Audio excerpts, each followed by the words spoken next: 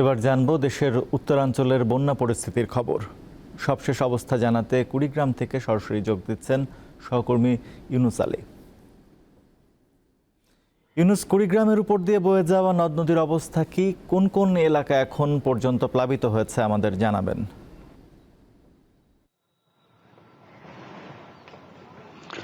রাজীব, আমি এই মুহূর্তে রয়েছি কুড়িগ্রাম ধরলা ব্রিজের পূর্ব প্রান্তে। টানা বৃষ্টি এবং উজানের পানিতে কুড়িগ্রামের নদ নদীগুলো পানি বৃদ্ধি পেয়ে কমপক্ষে 4টি পয়েন্টে বিপদসীমার উপর দিয়ে বয়ে যাচ্ছে।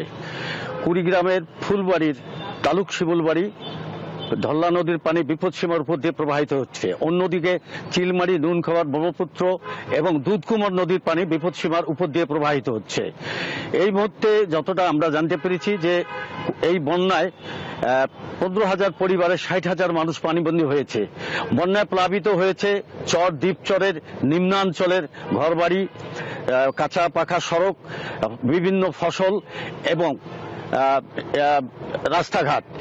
আমি জেলা প্রশাসনের পক্ষ থেকে জেনেছি বন্যা দুর্গতদের জন্য ইতিমধ্যে জেলা প্রশাসন থেকে 144 মেট্রিক টন চাল, 10,35,000 টাকা এবং 3,000 প্যাকেট খাদ্যশস্য বনবাসীদের জন্য সরবরাহ করা হয়েছে।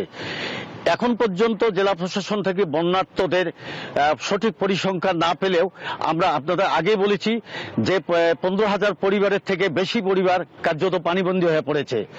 অন্যদিকে কাউনিয়া পয়েন্টে তিস্তার পানি এবং দুধকুমার পয়েন্টে, পাটেশ্বরী পয়েন্টে দুধকুমারের পানি বিপদসীমার সামান্য নিচ দিয়ে প্রবাহিত হচ্ছে।